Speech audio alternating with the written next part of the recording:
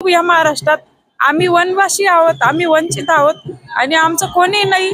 आज मी दुसरा दिवस आहे माझं उपोषणाचा या आझाद मैदानावर। याच्या आधी देखील मी अनेक वेळा उपोषण केले, आंदोलन केले, कुठेही आमच्या समाजाला न्याय मिळत नाही। आणि आज या बांधवांचा आनंद बघून नक्कीच माझ्या समाजासाठी मला दुःख होतंय की माझ्या समाजाला सुद्धा न्याय मिळायला पाहिजे। पण आमचं एवढं दुर्दैव आहे की आमच्या बापाकडे प्रमाणपत्र असताना आमच्या मुलांना दाखले मिळत नाही, आमच्या रक्त नात्यामध्ये व्हॅलिडिटी असताना आमच्या मुलांना दाखले मिळत नाही। हे एवढं मोठं दुर्दैव या महाराष्ट्रात आहे आणि प्रत्येक वेळी आंधळ्याचं सोंग घेऊन बसलेलं सरकार आमच्या मागण्या या आदिवासी विभागाच्या भेदभावपूर्ण वागणीमुळे मान्य करत नाही।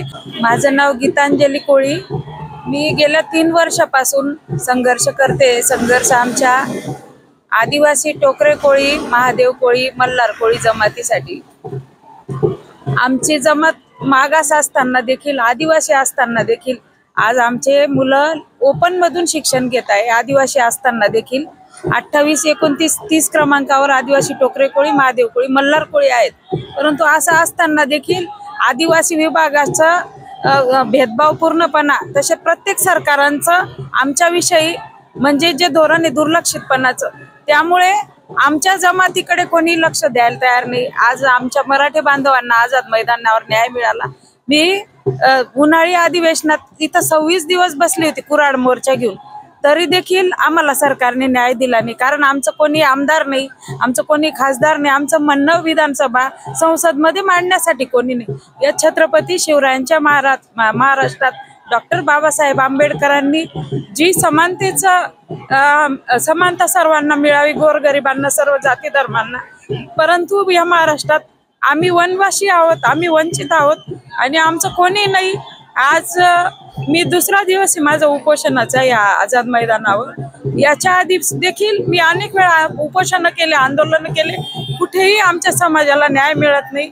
आणि आज या बांधवांचा आनंद बघून नक्कीच माझ्या समाजासाठी मला दुःख होतंय की माझ्या समाजाला सुद्धा न्याय मिळायला पाहिजे। आणि या महाराष्ट्र हा आपला साधू संतांचा, महापुरुषांचा महाराष्ट्र आहे। आणि इथं आज मराठा बांधवांना जशा पद्धतीने न्याय मिळाला, आज त्यांना जशा पद्धतीने सांगितलंय की कुणबी प्रमाणपत्र कोणाचं असेल तर त्या आधारे त्यांना दुसऱ्या मराठी बांधवांना प्रमाणपत्र मिळेल। पण आमचं एवढं दुर्दैव आहे की आमच्या बापाकडे प्रमाणपत्र असताना आमच्या मुलांना दाखले मिळत नाही, आमच्या रक्त नात्यामध्ये व्हॅलिडिटी असताना आमच्या मुलांना दाखले मिळत नाही। हे एवढं मोठं दुर्दैव या महाराष्ट्रात आहे आणि प्रत्येक वेळी आंधळ्याचं सोंग घेऊन बसलेलं सरकार आमच्या मागण्या या आदिवासी विभागाच्या भेदभावपूर्ण वागणीमुळे मान्य करत नाही। आणि आज देखील आमची एकच मागणी आहे आणि ती रास्त आहे, कायद्याला धरून आहे की 2003च्या नियमानुसार ज्याप्रमाणे तुम्ही जर अनुसूचित जमातीचा पुरावा नसेल तर रहिवासीचा पुरावा ग्राह्य धरून दाखला देण्यात यावा, ही तिथं नियम असतो। त्याच नियमाच्या आधारे आम्हाला कायद्याच्या चौकटीतच राहून आम्हाला आदिवासी टोकरे कोळी, महादेव कोळी, मल्हार कोळींना ज्यांच्या नोंदी 1950 पूर्वी कोळीच आहेत आणि प्रत्येक जातीच्या जमातीच्या नोंदी या 1950 पूर्वी कोळीच म्हणजे मुख्य जमात लिहिण्याचे आदेश इंग्रजांचे होते, ते आम्ही आदेश घरून लिहिलेले नाही। आमच्या त्या नोंदी त्या इंग्रजांनी लिहायला लावल्या आणि त्या 1950 पूर्वीच्या कोळी नोंदींच्या आधारे आम्हाला टोकरे कोळी, महादेव कोळी, मल्हार कोळींना दाखले अनुसूचित जमातीचे मिळावे।